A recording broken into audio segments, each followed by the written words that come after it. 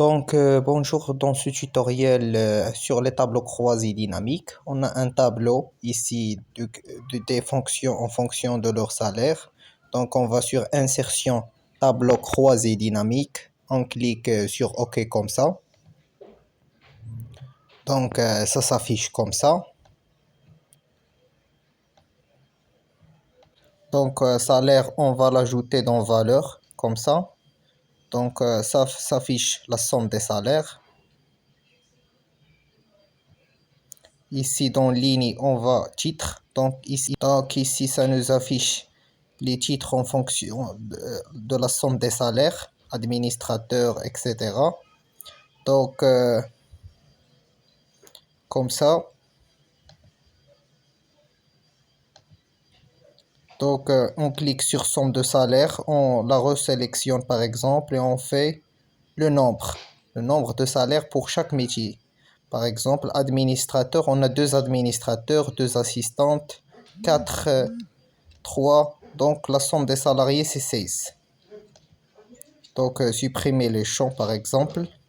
On va faire sexe dans le colonne. Ça nous affiche chaque poste par sexe, la somme des salaires. Et on peut filtrer ça. Par exemple, on clique sur filtre de sexe, comme ça, et on sélectionne. Par exemple, on veut juste masculin, c'est-à-dire mâle. Donc ça nous affiche la somme des mâles. Pour l'administrateur, formateur, la somme des salaires. Puis on relève le filtre, par exemple, sélectionne et tout.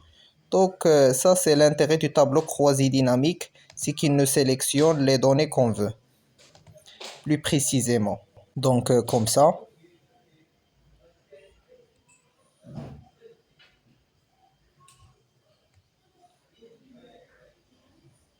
Par exemple, on va enlever sexe, supprimer le champ si on veut. Donc le salaire, on va ajouter dans les valeurs salaire, mais on va modifier. Par exemple, si on veut le pourcentage de chaque salaire, donc on sélectionne somme et afficher les valeurs. Au lieu d'aucun calcul, on clique sur pourcentage du total général, OK. Et ça va nous donner le pourcentage de la somme de salaire pour chaque métier. Administrateur, pour le poste de comptable, combien il représente, pour nous donner 100%. Donc ça, c'est l'intérêt du tableau croisé dynamique. On ajoute aussi somme des salaires, par exemple.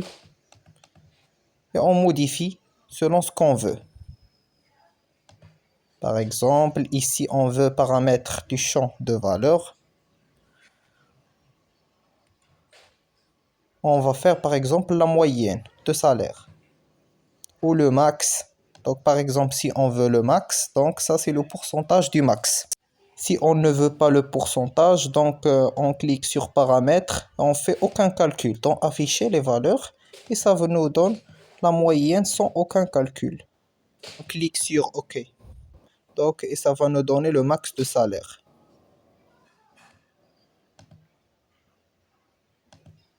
On fait la même chose. Aucun calcul, comme ça. Et ça va nous donner le max pour chaque métier. Si on veut le maximum que touche chaque poste, et le maximum dans tous les métiers, dans tous les postes, c'est-à-dire les titres. On les appelle aussi les titres. Aussi le minimum, par exemple, comme valeur.